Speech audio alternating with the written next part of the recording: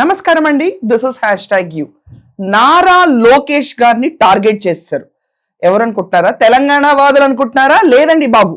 దీని వెనకమాల ఖచ్చితంగా ఒక టీం ఉంటుంది. ఆ టీం పేరే వైసీపీ ప్లస్ భారతీయ రాష్ట్ర సమితి. వీళ్ళిద్దరు ఒక టీమ్ గా నారా లోకేష్ ట్వీట్ గురించి మొత్తం పెట్టుబడులు దోచుకెళ్ళిపోతున్నాడు, మళ్ళీ ఇప్పుడు పక్క రాష్ట్రం పైన కూడా కన్నేశాడని చెప్పి థ్రెడ్స్ లో విపరీతంగా ట్రోల్ చేస్తున్నారు. అసలు ఏంటి trolling?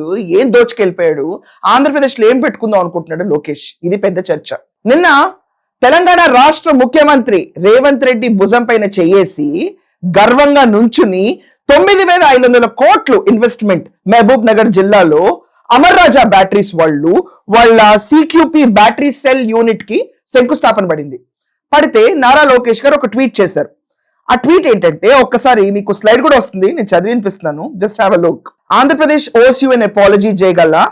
For over 4 decades, Amar Raja has been more than just one of the Andhra Pradesh greatest industrial success stories. It has created world-class manufacturing, generated thousands of jobs, and carried the name of Chittor and Andhra Pradesh across India and the world. The harassment your company endured under the previous government should never have happened. An entrepreneur who chose to build in his home state deserved encouragement, not intimidation. It pains me that a company born in Andhra Pradesh had to look beyond our borders for its next chapter of growth. As we rebuild trust, I want you to know this. Andhra Pradesh is once again open for enterprise. We hope Amar Raja Battery's biggest chapters will still be written in the state where its journey began. Our doors and our hearts will always remain open. Best wishes on your new Telangana facility. ఇది నిన్న లోకేష్ గారు పెట్టిన tweet. Andhra Pradesh నిజంగా they own apology to జయగల fact. ఇది పరోక్షంగా మనం చూసుకుంటే, లేకపోతే డైరెక్ట్లీ ఆర్ ఇండైరెక్ట్లీ 10,000 జాబ్స్ ఆంధ్రప్రదేశ్కి ఫెసిలిటేట్ అయి ఉండేది. దీన్ని చూసుకుంటే తిరుపతిలో చుట్టుపక్కల ఎస్టాబ్లిష్ అవబోతున్న అమర్ రాజా బ్యాటరీస్ ప్లాంట్ ని ఆ రోజు జగన్మోహన్ రెడ్డి ప్రకృతి, దాని తర్వాత కాలుష్యం అన్న కాన్సెప్ట్స్ తీసుకొచ్చి నోటీసులు పంపిస్తే హైకోర్టు స్టే ఇచ్చింది. ఆ స్టే ఇచ్చిన తర్వాత ఊరుకోకుండా 450 ఎకరాల భూమి వైఎస్ రాజశేఖర్ రెడ్డి ఈయనకి అలాట్ చేస్తే ఆ భూమిని కూడా తిరిగి లాక్కున్నాడు. ఇది ఒక feudalistic factional mind set, Rayalaseema factional mind set తీసుకొచ్చి రాజకీయంలో పెడితే దాని మొహం ఎలా ఉంటుందంటే జగన్మోహన్ రెడ్డి మొహంలా ఉంటుంది. అతని కింద నెంబర్ 2 అయిన సజ్జలు ఏమన్నాడంటే, దండం పెట్టి మేమే పంపించేస్తాం అమర్ రాజా అన్నాడు. చెప్పుకోవడానికి సిగ్గుపడాలి. అమర్ రాజా బ్యాటరీస్ వాళ్ళు పోవడం కాదు, ప్రభుత్వం పొమ్మంటోంది బాబు దండం పెట్టి. వాళ్ళు పోవడం కాదు, ప్రభుత్వం పొమ్మంటోంది బాబు దండం పెట్టి. క్లియర్లీ ఈరోజు 9,500 కోట్ల పెట్టుబడి, 10,000 ఉద్యోగాలు ఆంధ్రప్రదేశ్ కాకుండా మహబూబ్ నగర్కి వచ్చినాయి. దానికి ఏమైంది? రివర్స్ చేస్తే ఏం జరిగింది? 2027లో ఫుల్ ఫ్లెడ్జ్డ్ గా ఈ ప్లాంట్ డెవలప్ అవుతుంది. India second largest battery makers Amar Raja battery తరిమి కొట్టాడు. ఈ జగన్మోహన్ రెడ్డి కూర్చుని ఏమంటాడు? చంద్రబాబు నాయుడు చూసి ఆంధ్రప్రదేశ్ నుంచి పెట్టుబడిదారులందరూ పారిపోతున్నారు, తరిమి కొట్టేది నువ్వు. తెలంగాణ ఎదుగుతుంది. ఎంత ఎదుగుతుందంటే ఈరోజు ముఖ్యమంత్రి భుజం పైన చెయ్యేసినా కూడా సగర్వంగా, గౌరవంగా, గర్వంగా ఈరోజు తెలంగాణలో వాళ్ళకి పెద్దపీట వేశారు. ఇది ఆంధ్రప్రదేశ్ లిటరల్లీ కాల రాసిన చరిత్ర. జగన్మోహన్ రెడ్డి పరిపాలనలో తీసి పడేసిన ఒక చాప్టర్. కారణం ఏంటి? 3 రాజధానులకి వ్యతిరేకించారు ఈయన ఎంపీగా ఉన్నప్పుడు.